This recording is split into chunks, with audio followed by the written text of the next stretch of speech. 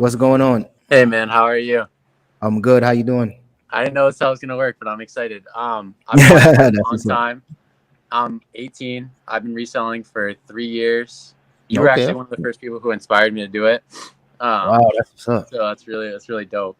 I'm kind of at a fork road. I just got basically an early acceptance offer to Northeastern University in Mass. I'm kind of from the Boston area, and I'm kind of struggling on whether to continue really growing my Poshmark business or whether I should focus on school. And I know that there's like a way to do it both, but in order to get like reselling to the point where I want it to be, I just don't think it's possible for me to do both. Or I'd have to put something to the side. It's just kind of weird. Well, first off, congrats. 'Cause Northeastern, I know, is a pretty prestigious school, so Thank you. congrats on that. That's dope. One thing for sure, it's all about balance. Like no matter what it is that you plan on doing, you could be trying to resell, you could try to do any other business and school. It's all about balance. When I was in school, I had several part-time jobs because I was just always a hustler. I just always had to have some money. So having some type of job is going to be super important. And once you get to college, you don't want to be the broke dude in college. College is probably the only time that it's acceptable to be broke. But if you got a little bit of change, you'll feel much better. True. If I was you, I would still just continue with the Poshmark business, or just even, just reselling as a whole. You might want to try different platforms too. But if you go into college with a side hustle or a business or some type of framework already, all you're going to do is gain from that. It's that you can't go wrong. All you're going to do is meet other people that might be interested in what you're doing, and you guys might put your money together, and you guys can start just take your business to a whole other level. You know what I mean? It's one of those things where I was telling the other guy earlier, Rajan, with college, it's one of those things where there's so many different types of people and different like-minded people. And once it's very rare that you'll have an opportunity like that ever again. Like once you leave college, you're not even going to be around that many people, on a daily basis ever again. So definitely take advantage of that opportunity. Don't squander it. Don't waste your time. You know what I mean? Because those 4 or 5 years fly by like this. But trust me, it's one of those things where you could do both. I just think it's a matter of finding that balance. And as you're going with it, you'll find the balance. Yeah. I got one more question if you don't mind. Yeah.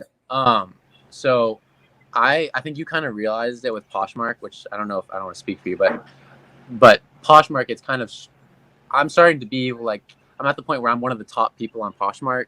That's and what's I'm up. seeing that there's only like so far you can go with Poshmark. Like I don't think it's possible to make 6 figures I think there's a few people doing it, but it's a really like an anomaly. Most people aren't doing that just because the app's not big enough.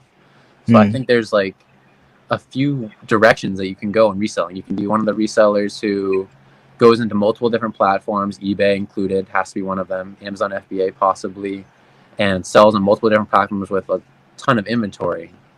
Or you can go into like the influencer kind of route, which is what somewhat of what you did, right? And I would love to do that. It's just like I need to I feel like I'm a pretty confident kid. I'm an only child, so like I should have it, but just like starting a YouTube channel is like the hardest thing for me, because I feel I'm one of those people where if I can't like do it perfectly, I don't want to do it at all.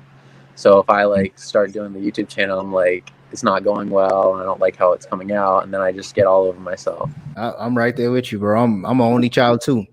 and everything you're saying in the sense of like being a perfectionist and only wanting to put out great stuff. When I first started on YouTube, I thought my content was great. And then I looked back at it 6 months later and I'm like, damn, this was trash. So you just got to get involved. Once you start making content, you start watching your own stuff and you start tweaking it and making it better as you go. But also the whole influencer thing, the whole YouTube thing, once again, it's not for everybody. There's people that's killing it and they're not on any social media at all. So it just depends if you want to put yourself out there. You know what I mean? And I think those that are super successful in it, they're super passionate about it too, because the money isn't all that great, especially in the beginning. And so you got to have some form of passion to want to do it. If you want to do it for the money or the notoriety or some type of fame, that's the people that usually start and then they drop out weeks later because they didn't go viral, you know? Yeah. So it's just up to you. Thank you, man. I really appreciate it. Yeah, no doubt, man. Thank you.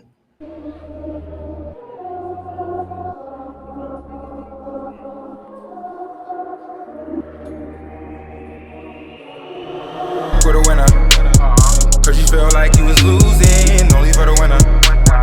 Move just to keep from cooling, like only for the winner, only for the winner, only for the winner. Boy, my heart is cold, and I'm too cool to sweat it. I should've never offered it. I'm tight and now I'm off this.